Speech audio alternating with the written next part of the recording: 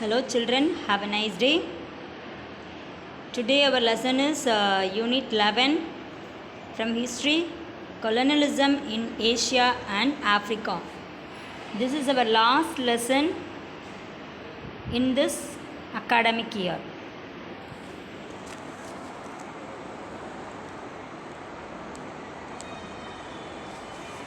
Let's see about introduction. Colonialism is a process of domination involving the subjugation of one people by another. Like colonialism, imperialism also involves political and economic control over a dependent territory. The term colony comes from the Latin word colonus, meaning farmer. Imperialism, on the other hand, that is from the Latin term imperium, meaning to command. In world history, no continent possessed so many colonies and justified their access to the world by means of a civilizing mission as did modern Europe. Practically, the whole non-Western world was under one European power or the other for about 4 centuries until decolonization happened after World War II. In this lesson, we discuss the colonization of Southeast Asia, Africa and India by European powers. First, we will see about the colonization of Asia, that is Southeast Asia. The term Southeast Asia has only been used since the Second World War.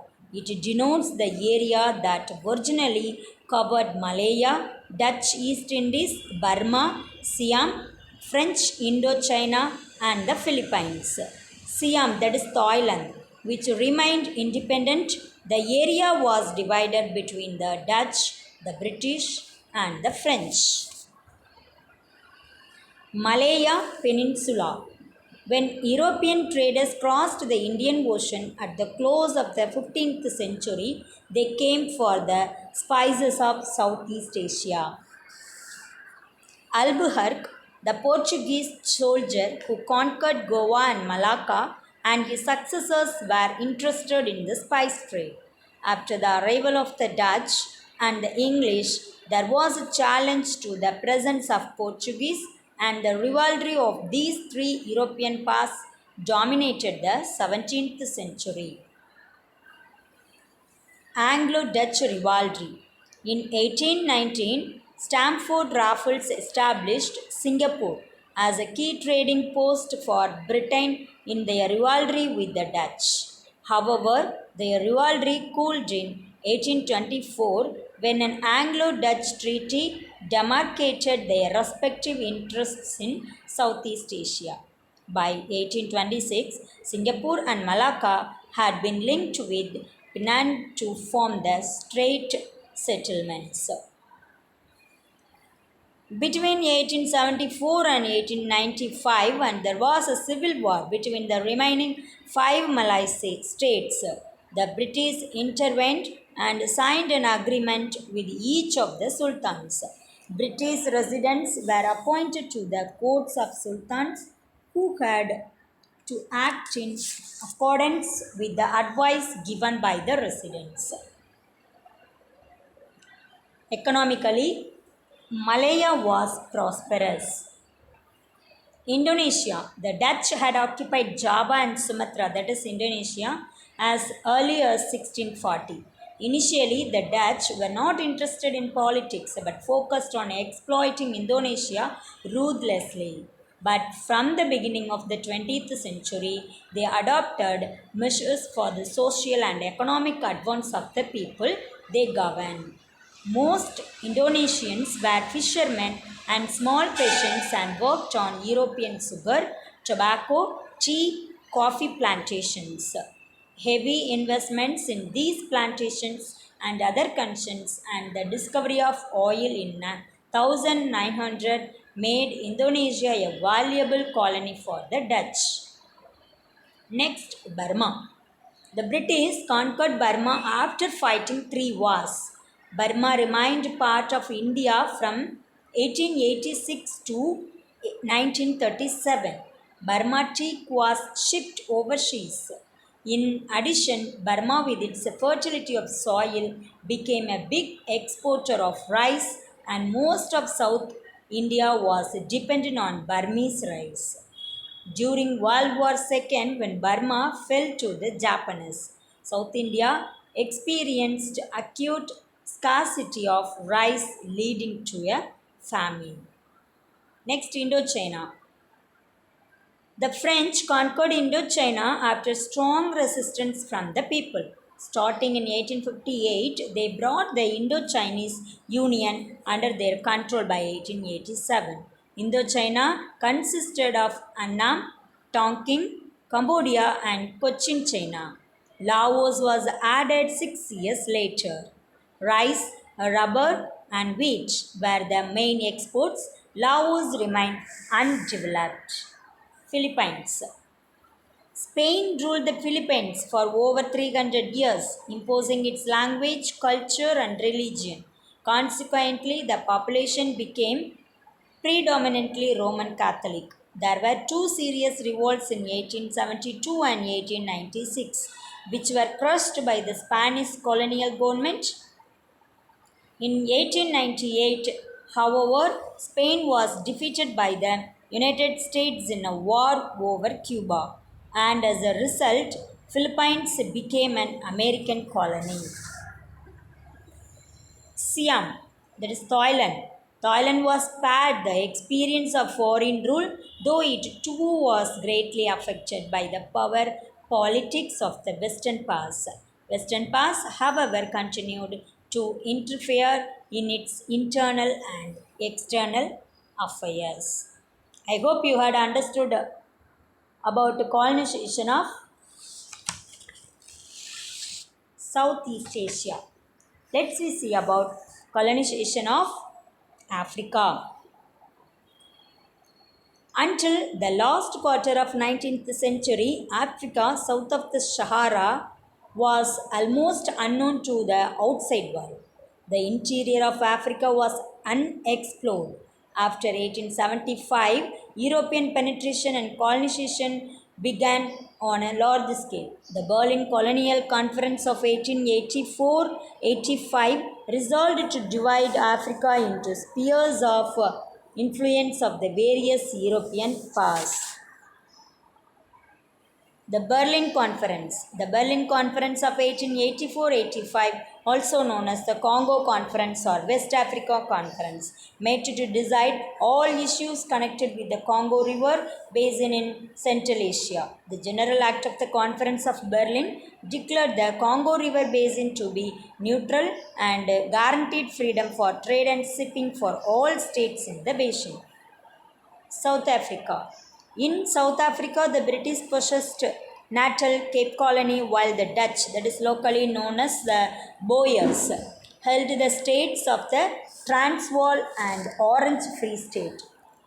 In 1886, the discovery of gold in the Transvaal led to a large number of British miners settling in and around Johannesburg. The Boers feared and hated the miners, whom they called Uitlanders, that is foreigners. In 1890, Cecil Rhodes, the Prime Minister of Cape Colony, encouraged British expansion to the north of the Transvaal. This version, the relations between the Boers and the British, denied of their political rights, the British miners revolted.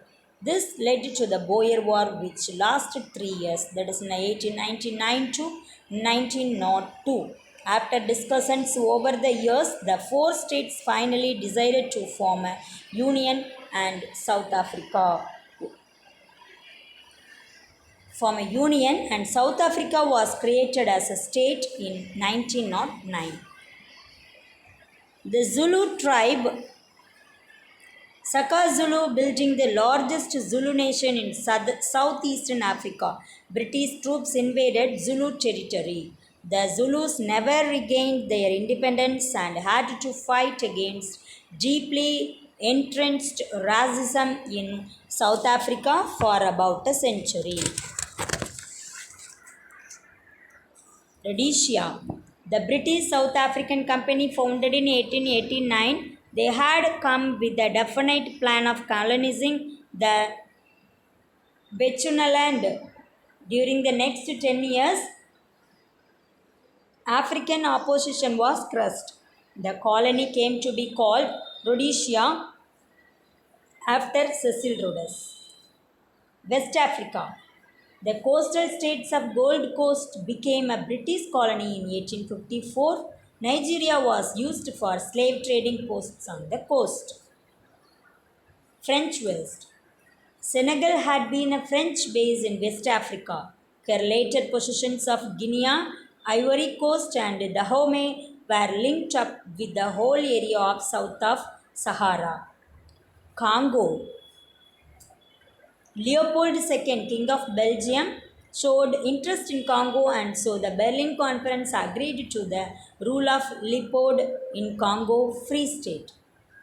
This state was given a monopoly of the trade in ivory and rubber, the two most valuable products of the Congo. Africans were subjected to forced labor.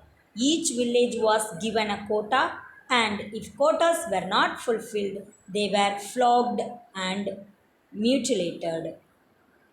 East Africa.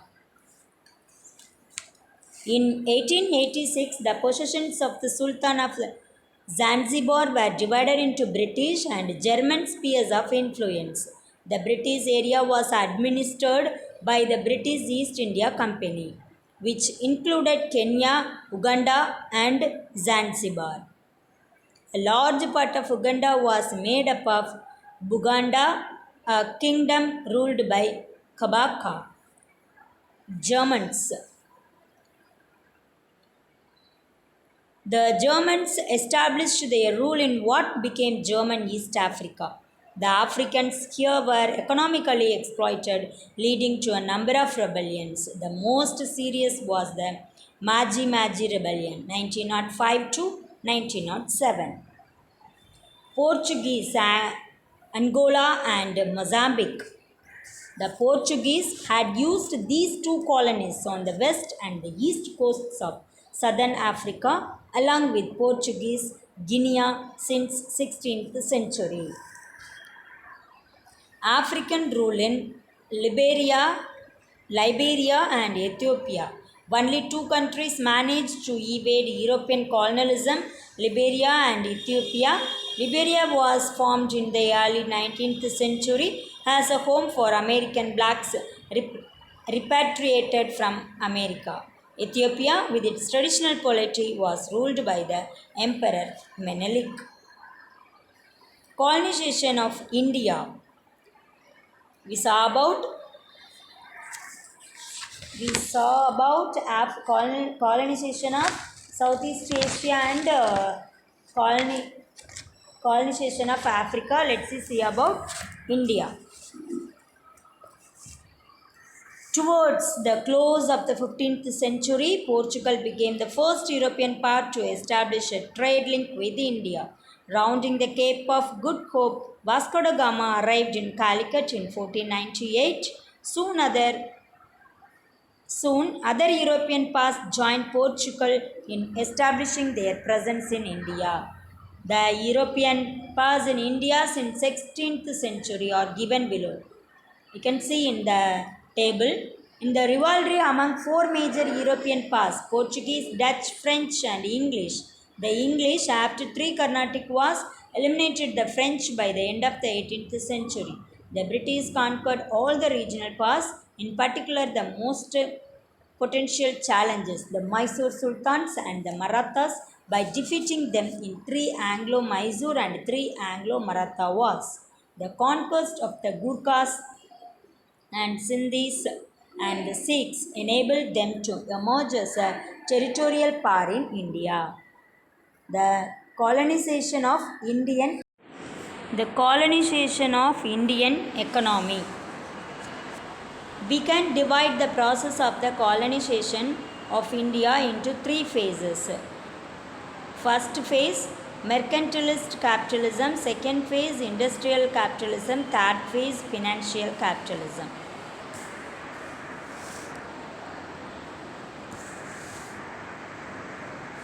Mercantilist phase, colonization of Indian economy. This is outright plunder, 18th century. At the beginning of the 18th century, the East India Company was still a marginal force in India. It relied on concessions from Indian rulers for its trading posts along the coast. But soon it managed to establish strong ties with Indian merchants who sold their textiles and other goods. Indian textiles went to England and other parts of Europe, to China and Japan and Burma and Arabia and Persia and parts of Africa. It was during this period that the textile lobby in Lancashire and Birmingham succeeded in making the parliament enact a law prohibiting the import of Indian textiles. Those who were found of or dealing in Indian cotton goods were fined £200. Robert Clive gained control of the wealthiest part of the old Mughal Empire. The company exacted concessions such as exemption of company goods from transit duties, which even Indian merchants had to pay. After the Battle of Plassey 1757, after the Battle of Buxar 1764, the Murshidabad treasury was looted. The company acquired the Diwani right in 1765 and became the revenue farmer of Mughal Emperor. Next, we will see about industrial capitalist phase, first half of the 19th century. By the beginning of 19th century, the company had emerged as a territorial power.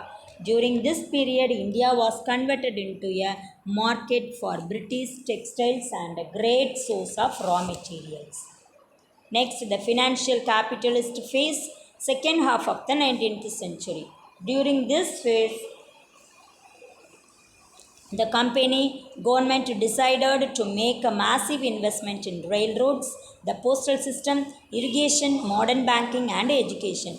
The railways helped to move British troops quickly across the country. It also enabled the conquest of the Indian market to the maximum extent. Economic impact of British rule. Agrarian conditions. Governor General Cornwallis, himself a big landlord in England, wanted to create landlords in India on the English model. There were already revenue farmers under the Mughals. Cornwallis came to a settlement with them, treating them as landlords. The cultivators, on the other hand, were reduced to the position of mere tenants. The British dealt with the landlords or zamindars directly and gave them total freedom to do what they liked with their tenants. This settlement made with the zamindars of Bengal, Bihar, and Orissa is called the permanent settlement. Year of 1793. The Rayadwari system was a different revenue system introduced in South India. Under the system, the peasant was the proprietor and paid tax on the land. The government dealt with him directly without the intervention of a middleman or a tax farmer. He was entitled to remain in possession of land acquired by him so long as he paid the land revenue.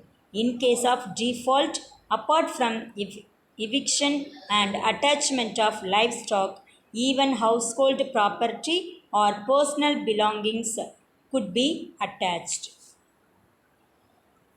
Land revenue and the pauperization of peasantry. The land tax, which was the main source of revenue to the British, was collected forcibly. Even in times of famines, no remission was given to the peasants. They had to even mortgage or sell their property, including their land, to pay the landlord's rent and the land tax. The colonial state pursued a policy of commercialization of agriculture. Commercial crops like cotton, jute, groundnuts, oilseeds, sugarcane, tobacco, etc., depending on the market demands, fetched better prices than food grains.